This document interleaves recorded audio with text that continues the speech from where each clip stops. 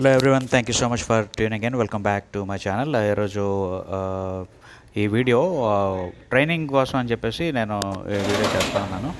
So ఎవరైనా automobile ట్రైనింగ్కి దాంట్లో ఉంటే, ఆటోమొబైల్ మెకానికల్ వర్క్ కానీ, ఏసీ వర్క్ కానీ, ఎలక్ట్రికల్ వర్క్ కానీ వాళ్ళు నన్ను సంప్రదిస్తే నేను వాళ్ళకి ఇంకా డీటెయిల్స్ ఏమైనా ఉంటే చెప్పాల్సి వచ్చిందని చెప్తాను. సరే, రైట్. సో ఇప్పుడు మీరు చూస్తున్నది నా దగ్గర ఇంతకుముందు వర్క్ చేసి నా ప్రవీణ్ అన్న అబ్బాయి.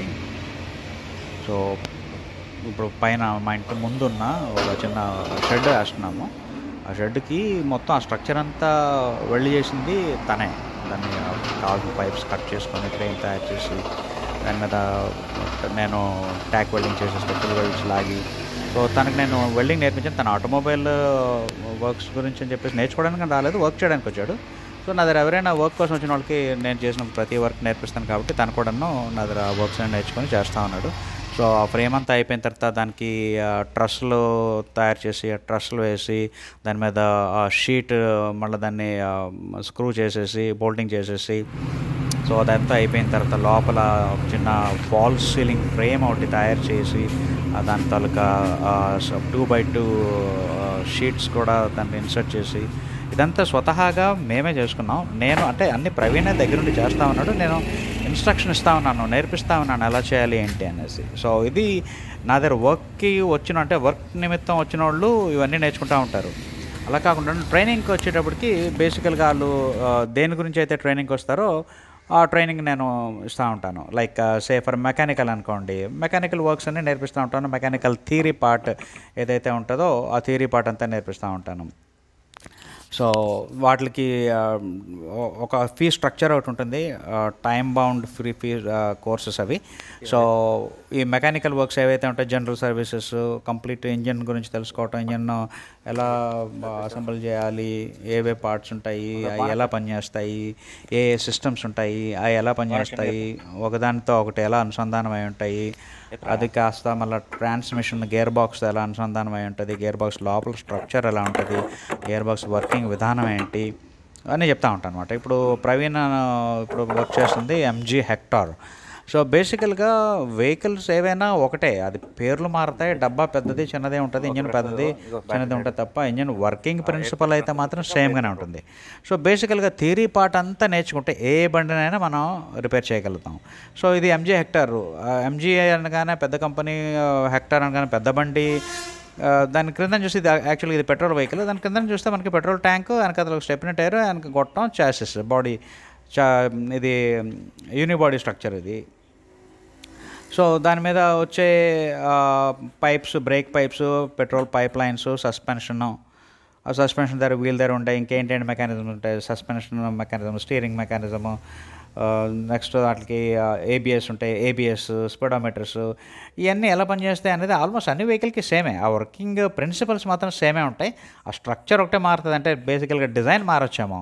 సో ఇప్పుడు ఈ వెహికల్కి మనం చూస్తున్నాం కదా, ఇక్కడ డ్రైవ్ షాఫ్ట్స్ వచ్చేసిన దగ్గర, డ్రైవ్ షాఫ్ట్ దగ్గర వీల్ స్పీడ్ సెన్సార్ అని ఉంటుంది. సో ఆ wheel speed sensors MG Hector అయితేనేంటి, ఒక మారుతి 800 అయితేనేమి, అన్నిటికన్నా వీల్ స్పీడ్ సెన్సార్ పనిచేసే థియరీ అయితే సేమే. సో ఆ విధంగాను మేము చెప్పే థియరీ ఇట్ కవర్స్ ఎవ్రీథింగ్ అనమాట, any vehicle, any system. So ఈ ప్రస్తుతానికి ఉండే కాలంలో మనకి డీజిల్స్ ఇంకా ఆల్మోస్ట్ మోస్ట్లీ కనుమరుగయ్యే పరిస్థితే. ఎందుకంటే ఎలక్ట్రికల్ వెహికల్స్ వచ్చేస్తున్నాయి కాబట్టి ప్రాబబ్లీ డ్యూ టు పొల్యూషన్స్, అంటే స్టాండర్డ్స్ ఇదవటం వలన ఆ స్టాండర్డ్స్కి అనుగుణంగా వాళ్ళు వెహికల్స్ తయారు చేయాలంటే కాస్ట్ ఎక్కువ ఉంటుంది. మన ఇండియాలోనే ఎవరు కొనలేరు కూడా.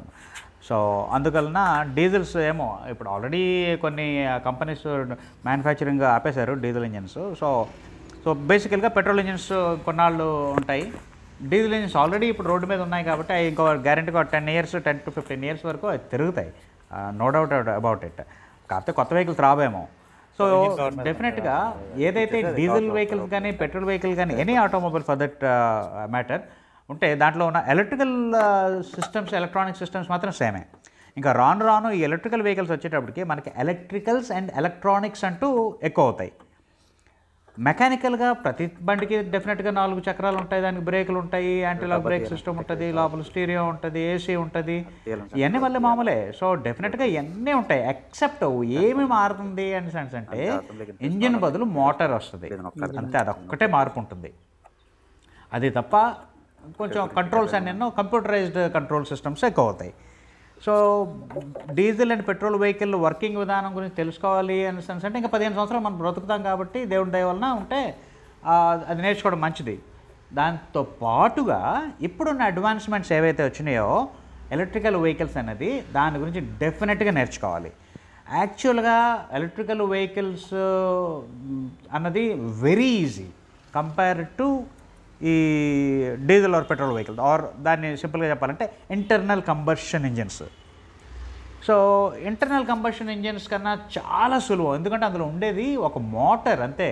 అంటే మనం ఇంటి దగ్గర ఉండే మోటార్ ఉంటుంది కదా, నీళ్ళు పైకి తోడుకోవడానికి ఉండే మోటరు, సో సేమ్ అదే మోటరు. కాకపోతే ఆ మోటారు ఎప్పుడు ఎలా పనిచేయాలి ఏంటి అనేది కంప్యూటర్స్ కంట్రోల్ చేస్తాయి. సో అది చాలా ఈజీ. నెక్స్ట్ ఏంటంటే ఈజీ అన్న ఒకటైతే దానికి జాగ్రత్తలు అంటూ సేఫ్టీ అన్నది very important for electrical vehicles. So ఆ సేఫ్టీ సిస్టమ్స్ ఫాలో అవ్వాలి. ఇప్పుడు MG హెక్టార్ వెహికల్ చాలా పెద్ద వెహికల్, ఇది ఎవరున్నో తీసుకొని వచ్చి కొత్త కొనగానే బండి ఎవరూ తీసుకొని రారు మా ఆఫ్టర్ మార్కెట్ పీపుల్ దగ్గరికి. కానీ కొన్నాళ్ళు అయిన తర్వాత ఆ వారంటీ పీరియడ్ అంతా అయిపోయిన తర్వాత మళ్ళీ మన దగ్గరికి వస్తూ ఉంటాయి, ఎందుకంటే కంపెనీ వాళ్ళు వెళ్తే వాళ్ళు బాధేస్తూ ఉంటారని.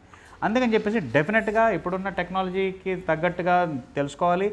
BS6 స్టాండర్డ్స్ ఏవైతే ఉంటాయో, లైక్ సే ఫర్ ఎగ్జాంపుల్ ఇప్పుడు వచ్చేటప్పటికి ఫ్యూయల్ ఇంజెక్షన్ సిస్టము. కానీ ఇప్పుడు BS6 వచ్చిన తర్వాత బైక్స్ గురించి కదా అందరూ BS6 అంటున్నారు. లేదంటే ఫ్యూయల్ ఇంజెక్షన్ సిస్టమ్ కార్లలో ఎప్పటి నుంచో ఉంది, 2000 ఐ థింక్ అరౌండ్ 2005 నుంచి ఉన్నాయి మారుతి కార్లో నుంచి, దానికన్నా ముందే ఉన్నాయి మిగతా వెహికల్స్లో నుంచి. సో ఆ సిస్టమ్స్ కార్లో ఉండే సిస్టమ్స్ అని ఇప్పుడు బైక్స్ మీదకి వచ్చినాయి. దానివల్ల అందరూ ఏదో BS6 అంటే ఏదో పెద్ద వింత అనుకుంటారు, కానీ ఏ గుడ్డు లేదు అందులో. సో అది తెలుసుకోవాలి, దాని వర్కింగ్ విధానాలు, దాని టెక్నాలజీ గురించి తెలుసుకోవాలి డెఫినెట్గాను. అట్ ద సేమ్ టైము ఈ ఎలక్ట్రికల్ వెహికల్స్ అన్న దాని గురించి మాత్రం డెఫినెట్గాను ప్రతి మెకానిక్ లేకపోతే ఈ ఫీల్డ్లోకి వద్దామన్న ప్రతి టెక్నీషియన్కి ఈ డీజిల్ పెట్రోల్తో పాటు ఎలక్ట్రికల్ అనేది తెలుసుకోవాల్సి వస్తుంది. సో ఎలక్ట్రికల్కి వచ్చేటప్పటికి మనకు పెద్దగా ఏమి ఉండవు. సో అది బేసిక్గా స్ట్రక్చర్ మనం తెలుసుకొని దానికి ఇండివిజువల్గా ఏంటంటే సెన్సార్స్ ఉంటాయి. ఆ సెన్సార్స్ అన్నీ సేమ్ ఇప్పుడున్న వెహికల్స్ ఐసీ ఇంజిన్స్లో ఉన్న same sensors are same working principles. అదే working principles applies to each and every sensor present in the electrical vehicle also. Except ఏంటి కొత్తగా ఉంటుంది అని అంటే ఆ మోటార్, ఆ ఎలక్ట్రికల్ మోటార్ని కంట్రోల్ చేసే ఆ కంట్రోలరు, నెక్స్ట్ ఆ ఛార్జింగ్ సిస్టమ్ ఏదైతే ఉందో ఆ charging system, next very high power కరెంట్స్ని డీల్ చేస్తాం కాబట్టి ఆ సేఫ్టీ సిస్టమ్స్, అండ్ ఆ హై డైరెక్ట్ కరెంట్ కాస్త మోటార్ తిరగడానికి ఆల్టర్నేటింగ్ కరెంట్ కావాలి కాబట్టి ఆ DC కరెంట్ కాస్త మన బ్యాటరీలో ఏదైతే ఉంటుందో ఆ DC కరెంట్ కాస్త AC కరెంట్ కింద మార్చడానికి ఇన్వర్టర్స్ అంటారు. ఆల్రెడీ మన ఇళ్లలో ఇన్వర్టర్స్ ఎప్పటి నుంచో ఉన్నాయి కదా, సేమ్ అదే వర్కింగ్ ప్రిన్సిపల్ అలానే ఉంటుంది. సో ఆ ఇన్వర్టర్స్, దాని తర్వాత DC నుంచి DC కన్వర్టర్స్, అంటే చాలా high voltage, say for example ఒక సింప్లిసిటీ కోసం తీసుకుంటే ఒక 60 వోల్ట్ బ్యాటరీ నుంచి 12 వోల్ట్ బ్యాటరీకి 12 వోల్ట్ కరెంట్ వోల్టేజ్తో పనిచేసే పరికరాలకి సప్లై కావాలంటే DC టు DC కన్వర్టర్, అంటే 48 వోల్ట్ నుంచి 12 వోల్ట్ కన్వర్ట్ చేసే DC టు DC కన్వర్టర్ అదొకటి ఉంటుంది. నెక్స్ట్ ఏంటి అంటే ఈ AC సిస్టంలో వచ్చేటప్పటికి కంప్రెసర్ కాస్త ఎలక్ట్రికల్లీ డ్రివెన్ కంప్రెసర్ అవుతుంది. నెక్స్ట్ కూలింగ్ సిస్టంలోనే ఇక్కడ బ్యాటరీని కూల్ చేయాలా, అట్ ద సేమ్ టైమ్ ఇన్వర్టర్స్ని కూల్ చేయాలా. అందుకని చెప్పేసి 2 కూలింగ్ పంప్స్ ఇస్తాడు సెపరేట్గా, కూలెంట్ తిరుగుతూ ఉంటుంది అందులో. సో దీనికన్నా ఎక్కువ ఏమి ఉండవు. సో బేసికల్గా ఇంజిన్స్, ఐసీ ఇంజిన్స్లో ఉన్న ఎయిర్ ఫిల్టర్స్, ఫ్యూయల్ ఫిల్టర్స్, అంటే పెట్రోల్ ఆర్ డీజిల్ ఫిల్టర్స్ అట్లాంటివి ఉండవు కాబట్టి వాటి తాలూకా సర్వీస్ గురించి మనం పెద్ద పట్టించుకోవాల్సిన అవసరం లేదు. ఫర్ ఎగ్జాంపుల్ ఇప్పుడు చూస్తే, ఇప్పుడు ఈ హెక్టార్కి చూస్తే ఎయిర్ ఫిల్టర్ తీస్తున్నారు కదా, ఎయిర్ ఫిల్టర్ మీరు ఒకసారి చూడండి. ఇది ఏం చేస్తుంది అంటే అది మనం ఏదైతే మన ఒంట్లోనే గాలి పీల్చుకున్నప్పుడు ముక్కులో ఎంట్రుకలు ఉంటాయో కొంచెం తడి తడిగా జిగట జిగటగా ఉంటుందో ఆ డస్ట్ అంతా మన ముక్కులో ఆపుతుంది కదా. సో ఆ ముక్కులో ఆపే పరికరం ఏదైతే అదే ఆ స్ట్రక్చర్ ఏదైతే ఉందో సిస్టము, అట్లాంటి సిస్టమే ఎయిర్ ఫిల్టరింగ్ సిస్టమ్. చూసారా, అది ఫిల్టర్ కింద కొడతా ఉంటే ఎంత దూరం వస్తూ ఉందో అదంతా లోపల ట్రాప్ అయిపోయింది అనమాట. సో ఇలాంటివి ఉన్నప్పుడు మనం డెఫినెట్గా ఆ ఫిల్టర్స్ టైం టు టైం మారుస్తూ ఉండాలి. ఎలక్ట్రికల్ వెహికల్స్ వచ్చేటప్పటికి అట్లాంటివి ఏమీ ఉండవు. ఎలక్ట్రికల్ వెహికల్కి వచ్చేటప్పటికి ఓన్లీ ఆ motor, converter, inverter, auxiliary battery, high voltage battery or battery pack అంటారు. ఆ బ్యాటరీ ప్యాక్ని కరెక్ట్గా ఉంచడానికి దానికి కావాల్సిన అంటే వోల్టేజెస్ అండ్ కరెంట్స్ ఏ విధంగా వెళ్తున్నాయి అది దాన్ని మానిటర్ చేయడానికి బ్యాటరీ మేనేజ్మెంట్ సిస్టము ఇవన్నీ ఉంటాయి. ఇవన్నీ ప్రస్తుతానికి ఐసీ ఇంజిన్స్లో ఉన్న మాడ్యూల్స్ ఏవైతే ఉంటాయో కంప్యూటర్ మాడ్యూల్స్ సేమ్ అట్లాంటి పార్ట్సే ఉంటాయి. పార్ట్స్ ఏం మారు. అంటే లైక్ ఐసీలు ఉంటాయి, capacitors, resistors, inductors, diodes, MOSFETs, transistors ఇవన్నీ ఉంటాయి, ఐజీబీటీ ఇవన్నీ ఉంటాయి. కాకపోతే అందులో రాసిన ప్రోగ్రామే మారుతుంది. ఆ సాఫ్ట్వేర్ ప్రోగ్రాము మారుస్తాడు. ఆ ప్రోగ్రామ్ని మార్చడానికి కానీ లేదంటే దాన్ని రీడ్ చేయడానికి స్కానర్స్ కొంచెం మారుతాయి అంతే తప్ప నాలెడ్జ్ అయితే మాత్రం బేసికల్ నాలెడ్జ్ ఏదైతే ఉంటుందో electrical and electronics same knowledge is applicable.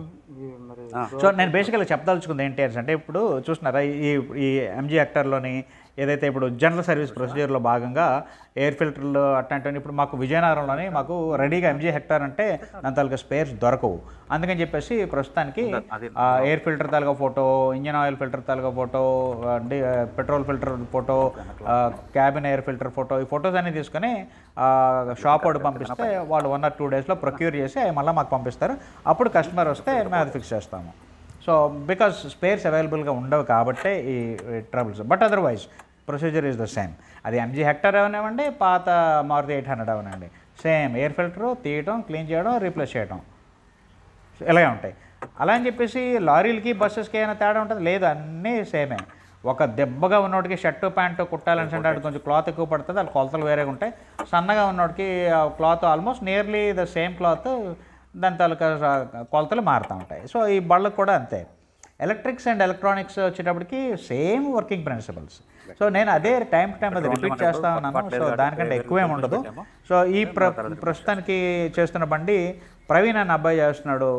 So తను చేయగలుగుతున్నాడు అని సెన్స్ అంటే నా దగ్గర పని చేస్తూ నేర్చుకున్నాడు కాబట్టి తను అన్నీ చేసేయగలుగుతా ఉన్నాడు.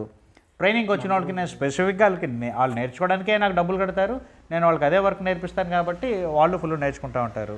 సో తప్పనిసరిగా ట్రైనింగ్ అనేది వెరీ ఇంపార్టెంట్.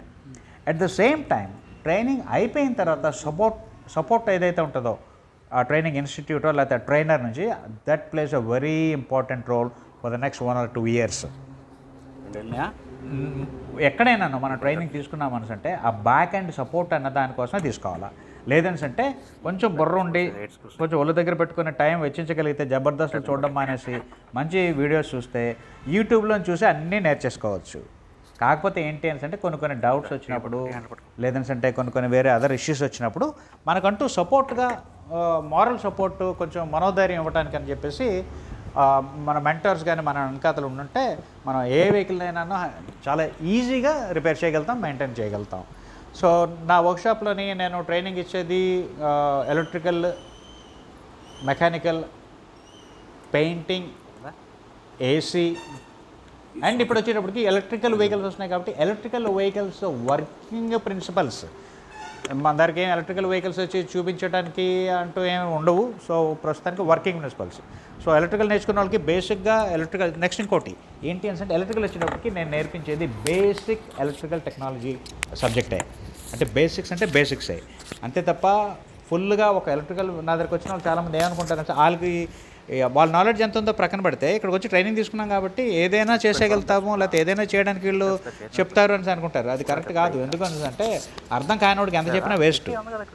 అందుకని చెప్పేసి నేను ఓన్లీ బేసిక్సే నేర్పిస్తాను. కాకపోతే నా దగ్గర నేర్చుకున్న బేసిక్స్ని కానీ మీరు జీర్ణించుకోగలిగి దాన్ని అమల్లో పెట్టగలిగితే అంటే మీకు ఏదైనా డౌట్స్ ఉన్నప్పుడు నన్ను సంప్రదించినప్పుడు నేను దానికి కావాల్సిన సపోర్ట్ ఇస్తూ ఉంటాను. సో అది కానీ మీరు ఆ సపోర్ట్ తీసుకొని మీరు కొంచెం ఇంట్యూటివ్గా మీరు కొంచెం ట్రై చేస్తే చేయలేదంటూ ఏమీ ఉండదు నా దగ్గర ట్రైనింగ్ తీసుకున్న తర్వాత. Whether it be painting, AC, electrical or mechanical ఏ వర్క్స్ అయినాను. సో అది మేము ట్రైనింగ్ ఇస్తూ ఉంటాం. దాని తాలూకు ఫీ స్ట్రక్చర్ గురించి తెలుసుకోవాలంటే నన్ను సంప్రదించండి. సో ఆగస్ట్ 1 నుంచి అంటే రేపటి నుంచి ఒక బ్యాచ్ స్టార్ట్ చేస్తున్నాను. ఆ బ్యాచ్కి ఈరోజు అంటే నేను లాస్ట్ 1 month నుంచి నేను పెద్దగా వీడియోస్ పెట్టలేదు because of my busy schedules. So రేపటి నుంచి అది స్టార్ట్ అవుతుంది. ఒకరు వచ్చినా స్టార్ట్ అవుతుంది, ఒక రాకపోయినా నా క్లాస్ అంటూ స్టార్ట్ అవుతుంది. ఆ క్లాస్ ఎవరు చెప్తానంటే నా దగ్గర పనిచేస్తున్న పిల్లలు చెప్తా ఉంటాను. ప్రస్తుతానికి ప్రవీణ్ అన్న అబ్బాయి ఉన్నాడు. సో తనకు చెప్పుకుంటా పోతూ ఉంటాను. సో ఎవరైనా నేర్చుకుందాం అనుకుంటే డెఫినెట్గా నన్ను సంప్రదించండి. నా నెంబర్ 8985384993. నాకు ఫోన్ చేసే ముందుగానే మీరు వాట్సాప్ మెసేజ్ పెట్టగలిగితే డెఫినెట్గా నేనే కాల్ బ్యాక్ చేస్తాను. ఎందుకంటే చాలా కాల్స్ నెంబర్స్ తెలియకుండా వచ్చినప్పుడు నేను ఆ కాల్స్ లిఫ్ట్ చేయట్లేదు. ఎందుకంటే ఫ్రాడ్ కాల్స్ చాలా ఎక్కువ అవుతూ ఉన్నాయి. కొందరు ఎలా ఉంటుంది అంటే వాళ్ళు పేరు రాదు కానీ నా పేరు నీకెందుకురా ఎదవా అని పెడతా ఉంటారు వాళ్ళ డిస్క్రిప్షన్లోనే.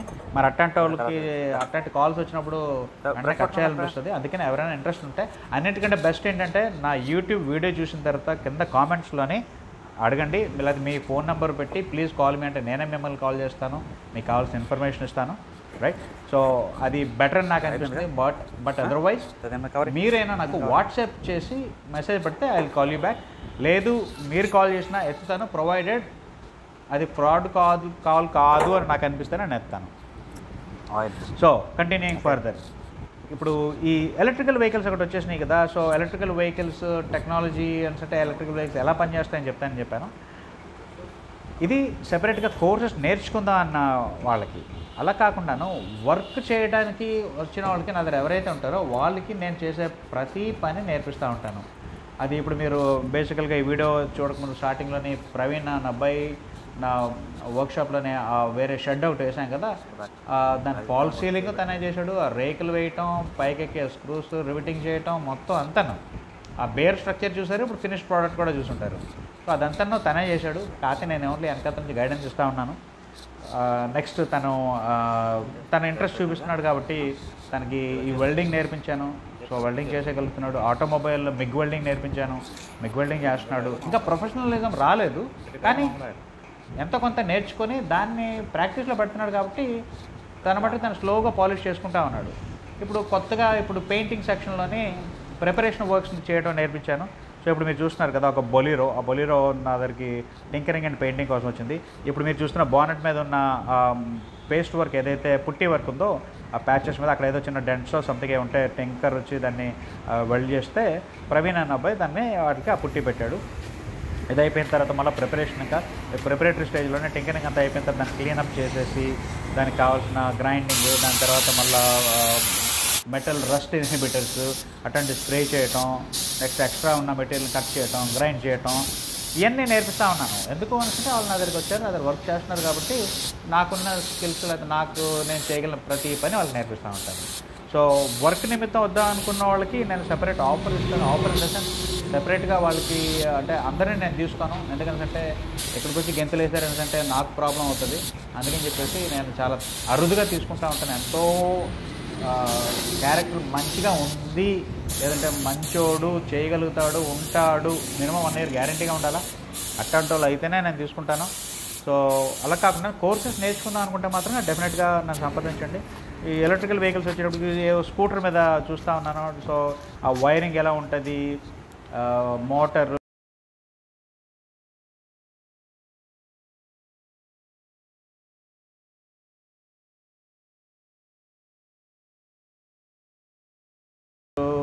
తాలూకా, నెక్స్ట్ ఆ controller, DC to DC converters, చిన్న థ్రాటిల్ సెన్సార్స్ అనేసి ఇంకా చిన్న చిన్న సెన్సార్స్ ఉంటాయి, అన్నీ సేమే. సో వీటిలన్నిటి గురించి కూడాను నా దగ్గర వర్క్ చేసిన వాళ్ళు చెప్తాను. ఎలక్ట్రికల్ కోర్స్ చేయడానికి వచ్చిన వాళ్ళు కూడాను వాటి బేసిక్స్ అయితే తప్పనిసరిగా చెప్తా ఉంటాను. సో డెఫినెట్గా నన్ను సంప్రదించండి. మరొకసారి నా నెంబర్ 8985384993. మేము ఉండేది విజయనగరంలోనే. నా వర్క్షాప్ అంతా విజయనగరంలో ఉంటుంది. నేను పర్సనల్గా ఉండేది అయితే విశాఖపట్నం. సో ఎవరైనా ఇంట్రెస్ట్ ఉన్న వాళ్ళైతే డెఫినెట్గా విజయనగరం ఒక మారు రాగలిగితే వచ్చి చూసి నన్ను కలిసి వెళ్తే మీకు కొంచెం బెటర్ ఐడియా ఉంటుంది. So yes, definitely call me. ఇప్పుడు మీరు చూస్తున్న కాస్త బ్యాటరీ ప్యాక్, ఒక చిన్న చిన్న సెల్స్ అన్ని సిరీస్ అండ్ ప్యారలల్స్లో కలిపి బ్యాటరీ ప్యాక్ని తయారు చేసి దానికి ఒక బ్యాటరీ మేనేజ్మెంట్ సిస్టమ్ అనేది BMS అనేది ఒకటి పెడతారు. ఇప్పుడు ఏదైతే చూస్తున్నారో అది కాస్త కంప్యూటర్ హౌ ఇట్ కంట్రోల్స్, ఎప్పుడు ఎంత పవర్ ఇవ్వాలన్నది కంట్రోల్ చేస్తూ ఉంటుంది. సో ఫ్రెండ్స్, ఈ ఎలక్ట్రికల్ కోర్స్ అన్నది ఆన్లైన్ కోర్స్ కూడా ఉంటుంది, electrical and AC courses. So ప్రస్తుతానికైతే నేను ఒక మంచి ఆఫర్ రన్ చేస్తున్నాను. ఈ 1st ఆగస్ట్ నుంచి అంటే రేపటి నుంచి స్టార్ట్ అవుతుంది. 15,000 rupees for electrical and AC. అది కూడా ఎలక్ట్రికల్ అనేటప్పటికి basic electrical technology of an automobile. Basic okay. అంతే తప్ప అడ్వాన్స్డ్ అనుకొని ఫుల్గా వచ్చేయాలి, అంత కంప్యూటర్ వచ్చేయాలి అని అనుకోమాకండి. బేసిక్స్ కాకపోతే బేసిక్స్ తెలుసుకుంటే బుర్రగానే ఉపయోగించగలిగితే ఎంతవరకైనా వెళ్ళొచ్చు, right? So thank you so much for watching and you all have a very good day.